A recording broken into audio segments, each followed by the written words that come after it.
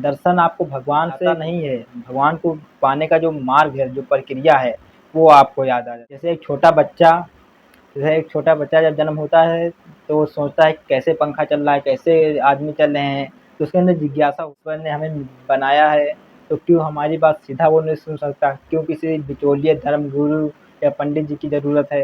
अगर ईश्वर ने बनाया है, तो क्यों हमारे मौन को नहीं सुन सकता? क्यों किसी एक प्रमुख भाषा संस्कृत? तो ऐसे ही प्रश्नों के उत्तर जानने के लिए और सच्चे ईश्वर को ढूँढने के लिए दर्शन शास्त्र की किताब ये सूफ़ी का संसार ज़रूर पढ़ें।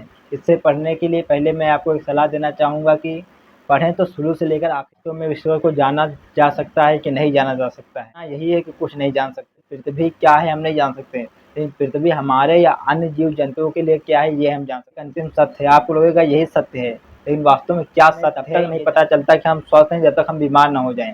हम जिंदा हैं इसका एहसास हमें तब तक नहीं होता जब तक हम मर जब तक आप देख ना लें किसी चीज़ को, तब तक ना माने। लेकिन दर्शन कहता है आप किसी भी चीज़ को देख लें फिर भी ना विश्वास करें। साबित कर सकते हैं कि आप जिंदा हैं, आत्मा है कि नहीं है, अगर है तो किस अंग में नहीं। छुपाना जानता तो जग मुझे साधु समझता, शत्रु मेरा बन गया है छल रहित व्यवहार मेरा। तो हाँ दोस्तों, आपका स्वागत है हमारे यूट्यूब चैनल योद्धा सेंटर में। बहुत दिनों से वीडियो नहीं बना पा रहा था, लेकिन अब बनाऊंगा। तो आज हम कुछ नई चीज़ के बारे में जानकारी करेंगे जो हर व्यक्ति को इसको ज़रूरत है और जो अपने दिमाग को ज़िंदा करना चाहता है। तो आज मैं लेकर आ गया हूँ आपके लिए एक सूफी का संसार बुक, जिससे आपको भगवान को पाने का प्रोसेस पता चलेगा। दर्शन आपको भगवान से मिलाता नहीं है, भगवान को पाने का जो मार्ग है, जो प्रक्रिया है, वो आपको याद आ जाती है। जैसे एक छोटा बच्चा जब जन्म होता है, तो वो सोचता है कैसे पंखा चल रहा है, कैसे आदमी चल रहे हैं, तो उसके अंदर जिज्ञासा होती है।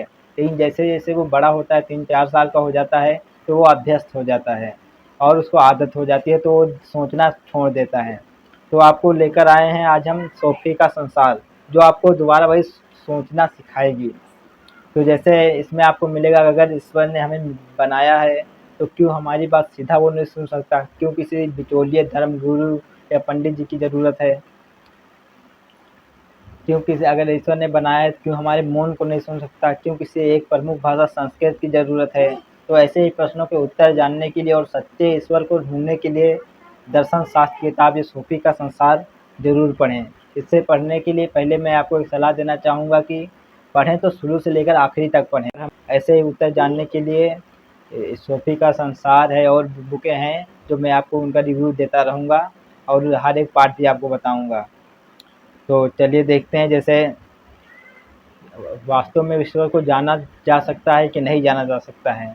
जानना यही है कि कुछ नहीं जान सकते हैं, क्योंकि जैसे ये ईश्वर है या नहीं ये हम नहीं जान सकते, लेकिन ईश्वर क्या-क्या नहीं है ये हम जान सकते हैं। जैसे जैसे ये पेन नीला है, लेकिन ये पेन वास्तव में क्या है ये हम नहीं जान सकते। हमारे या अन्य लोगों के लिए क्या है ये हम जान सकते हैं। जैसे पृथ्वी क्या है हम नहीं जान सकते, लेकिन पृथ्वी हमारे या अन्य जीव जंतुओं के लिए क्या है ये हम जान सकते हैं। जैसे ये हमें पीला दिख रहा है, लेकिन वास्तव में ये किस रंग का हम नहीं जान सकते।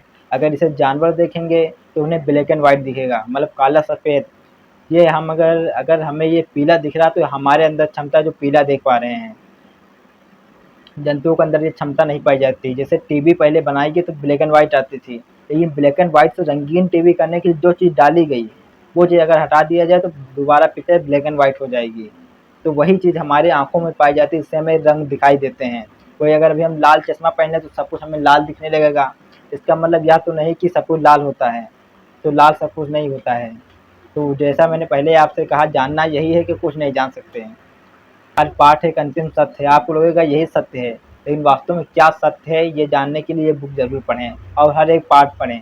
जिससे हमें तब तक नहीं पता चलता कि हम स्वस्थ हैं जब तक हम बीमार ना हो जाएँ। हम ज़िंदा हैं इसका एहसास हमें तब तक नहीं होता जब तक हम मर ना जाएँ।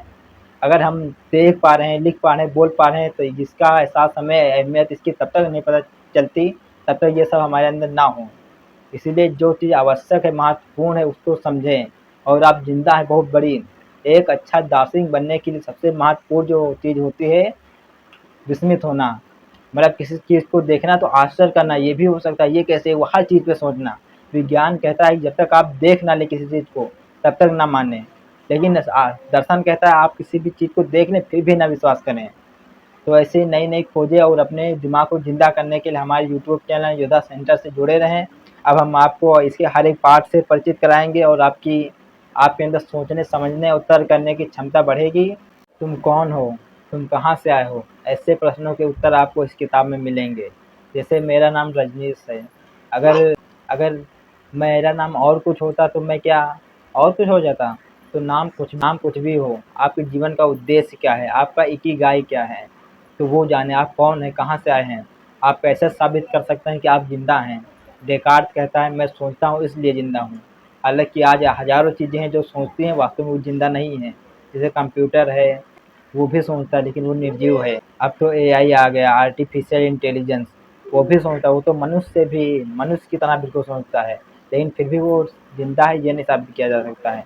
आत्मा है कि नहीं है, अगर है तो किस अंग में निवास करती है? क्योंकि अगर आत्मा है तो क्योंकि हमारा शरीर अगर विज्ञान की भांति देखें, विज्ञान के दृष्टिकोण से, तो हमारा शरीर कोशिकाओं से मिलकर बना है।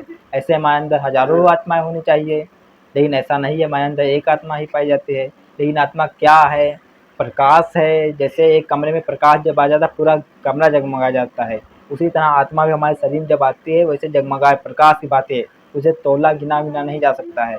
उसी तरह जैसे एक तार में जब इलेक्ट्रॉन प्रोटॉन का प्रवाह होता है, लाइट जब बहती है तो उसे तौला नहीं जा सकता है, वे फ्लो है।